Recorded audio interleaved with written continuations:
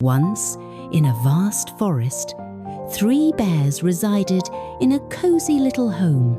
There was the father bear, the mother bear, and the baby bear. Each of them had their own bed to rest in, a chair to sit on, and a bowl with a spoon for enjoying milk or honey, their favourite treat. One morning, the 3 bears decided to take a stroll before having breakfast. But before leaving, they poured their warm milk into their bowls so it would cool down by the time they returned. After pouring out the milk, the 3 bears set off on their walk. Mr. and Mrs. Bear strolled arm in arm, while Baby Bear trotted alongside them. "What a beautiful day it is," rumbled Mr. Bear. "What a beautiful day it is," chimed Mrs. Bear. "What a beautiful day," squeaked Baby Bear. And indeed, it was a lovely day.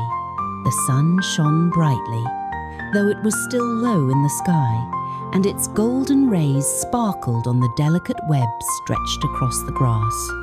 The leaves trembled in the gentle breeze. The wood pigeon cooed. The lark sang so loudly it nearly lost its voice.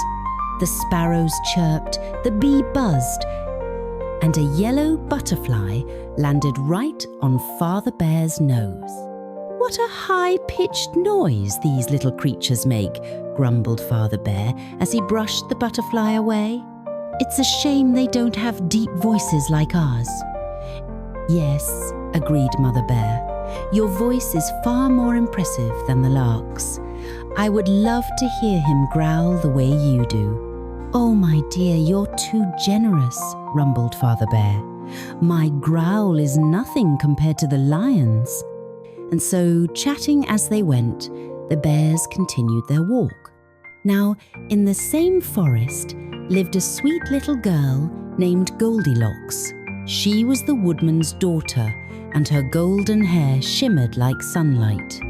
She knew every tree in the forest and every flower that bloomed within it. She adored the birds and loved listening to their melodies, and, in return, everything in the woods adored her. The trees bent their lower branches to brush against her gleaming hair as she passed, and the birds sang even more sweetly when she walked by. High in the sky, the lark's song was, come up, Goldilocks, here is your happy home," sang the lark from above. "Coo, I love you. Coo, I love you," murmured the wood pigeon as she walked by. "Twit, twit, pretty child," chirped the sparrow. "Oh, you darling," warbled the blackbird. Goldilocks laughed with delight, for she loved being cherished. As for the butterflies, they fluttered around her, landing gently on her golden hair and brushing against her cheeks with their delicate wings, but she never tried to catch them. She would never scare or trouble them for anything. She cherished all the forest creatures, and that was why they adored her in return. Love inspires love. Sweet little Goldilocks continued skipping joyfully through the forest, sometimes humming to herself, "I wish I could sing as beautifully as the lark." Before long, Goldilocks arrived at the bear's house. She had never seen it before and wondered who might live there. A window was open, and she curiously peeked inside. "My goodness," she thought, "whose house could this be? There's a table with 3 chairs and 3 bowls of steaming hot milk, yet no one is here to drink it. But I don't see any work, books, or anything else. I think I'll go inside and find out who lives here." So she knocked on the door and called out, "Is anyone home?" But there was no reply.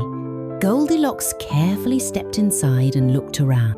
She saw no one and heard no sound of snoring, so she wandered into the bear's parlour.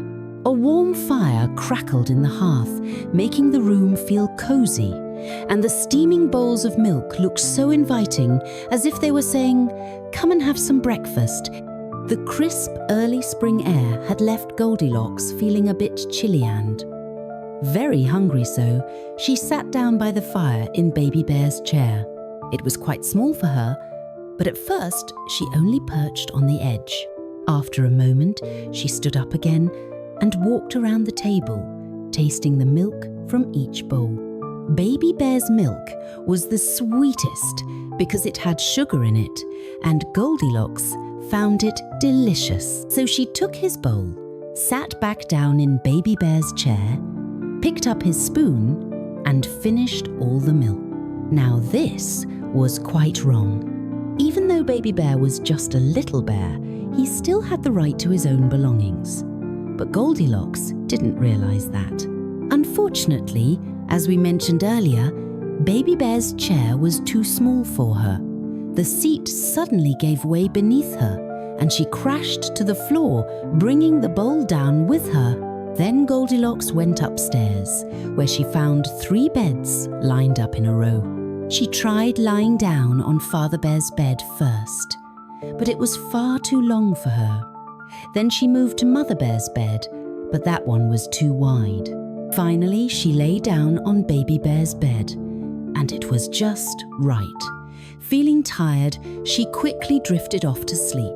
Before long, the bears returned home. Baby Bear noticed that his chair was broken and knocked over. In his high-pitched voice, he squeaked, "Somebody has been here?" Father Bear let out a deep growl. "Somebody has been here." And Mother Bear, in a softer growl, said, "Somebody has been here." Then they walked over to the table and examined their breakfast. Father Bear growled, "Who has touched my bowl?" Mother Bear growled, "Who has touched my bowl?" And Baby Bear squeaked, "Somebody has broken mine." Tears welled up in Baby Bear's eyes as he began to cry. He loved his little bowl and chair very much. And besides, after their long walk in the forest, he was terribly hungry. It truly seemed unfair. The 3 bears decided to search their house to find out who had been inside and to see if they could catch the intruder. They climbed the stairs to their bedroom, which was just above the other room. As soon as they saw the rumpled beds, Father Bear growled, "Who has been lying on my bed?"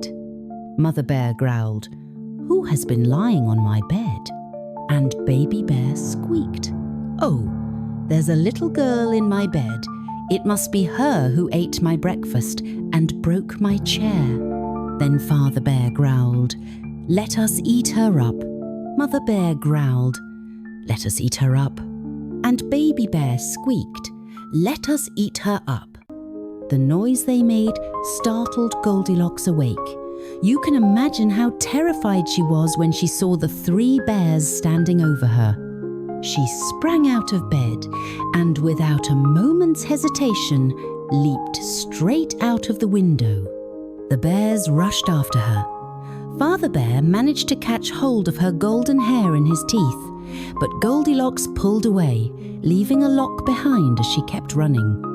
All 3 bears jumped out after her, but they tumbled one on top of the other, rolling over and over in a heap. By the time they managed to pick themselves up, little Goldilocks had already reached home, and they were unable to catch her.